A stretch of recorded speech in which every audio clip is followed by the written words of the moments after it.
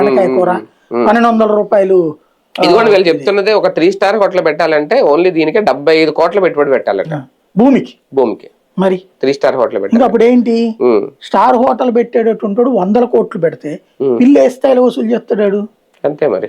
విజయవాడలో నోవాటెల్లో దిగితే అయ్యేదానికి 10 రెట్లు ఎక్కడ ఉంటది. అంటే వీళ్ళు ఏం కోరుకుంటున్నారంటే అసలు అక్కడికి ఇక సామాన్యుడు వామ్మో అని కళ్ళు తెరవాలి అడుగు పెడితే అనేది.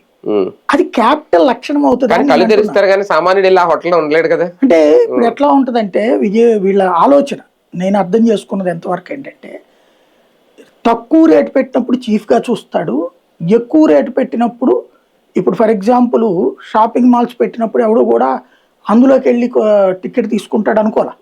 ఒక ఆటో డ్రైవరు 25 రూపాయలు 30 రూపాయలు 40 రూపాయలు అంటే క్యూ లైన్ లో ఎగబడి అవసరమైతే బ్లాక్ లో ఇంకో 25 రూపాయలు పెట్టి కొంటాడు అని మనం అనుకుంటాం. 100 రూపాయలు పెట్టి కొంటాడు వాడు అన్నది. కానీ అధికారికంగా 150 రూపాయలు టికెట్ ఇట్టేశారు, కొనరు కదా అనుకున్నాం. కానీ ఆటో తోలుతున్నాడు ఏమనుకుంటున్నాడు, అయ్యమ్మ మనం పొద్దునుండి రాత్రి దాకా కష్టపడుతున్నాం, అక్కడ కాసేపు 3 గంటలు లగ్జరీ ఎంజాయ్ చేద్దాంలే మనం కూడా అని తన సంపాదన అంతా తీసుకొచ్చి ఓ రోజు పోసేస్తున్నాడు అక్కడ. వీళ్ళకి అక్కడ ఆ వీక్నెస్ కనిపెట్టారు వీళ్ళు.